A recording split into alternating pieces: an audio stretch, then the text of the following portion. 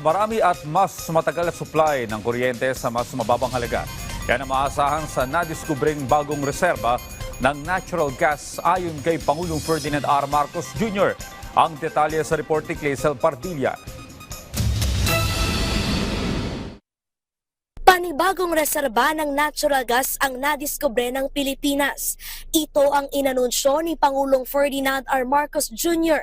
sa harap ng nangyayaring krisis sa Middle East na nakakaapekto sa supply at presyo ng enerhiya sa bansa. My fellow Filipinos, today I am proud to announce another step forward in our mission to secure affordable, reliable energy for every Filipino. The Camago 3 well has been successfully drilled and tested, producing up to 60 million standard cubic feet of gas per day. Matatagpuan ang Camago 3 sa karagatan ng Palawan, bahagi ng Malampaya Phase 4 drilling campaign. Natuklasan ito ilang buwan matapos matagumpay na matukoy ang milyong-milyong cubic feet ng gas sa Malampaya East 1. Pero mas marami anyang posibleng ma-recover na gas mula sa Camago 3.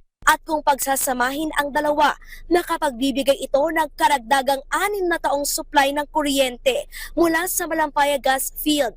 Ang ibig sabihin niyan ayon kay Pangulong Marcos.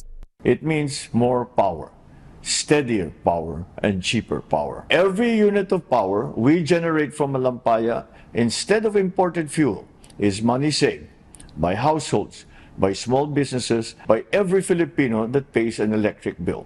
Higit na mas mura ang kada kilowatt-hour ng kuryente mula sa Malampaya na umaabot lamang ng 5 piso, malayo sa 10 piso na halaga ng imported na liquefied natural gas o LNG. Alam natin lahat kung gaano kahalaga ito ngayon. Ang kaguluhan sa Middle East ay nagdudulot ng matinding pabago-bago sa presyo ng gasolina sa buong mundo. Panibagong subsea pipelines din ang ilalatag sa karagatan ng bansa na pinakauna simula noong 2000. Tubo ito na itatanim sa dagat na maghahatid ng gas mula sa pinagkukunan patungo sa mga tahanan at negosyo. We are targeting first gas delivery by the fourth quarter of 2026, and we are not stopping there. The next well, Bagong Pag-asa, sits 30 kilometers north of Malampaya and is already in the works. This is indigenous energy. It is ours. This is our future, and it is how we protect every Filipino from the burden of rising global fuel prices.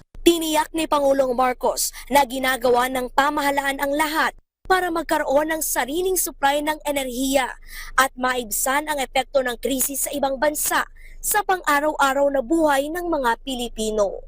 Clazel Pardilla para sa Pambansang TV sa Bagong Pilipinas.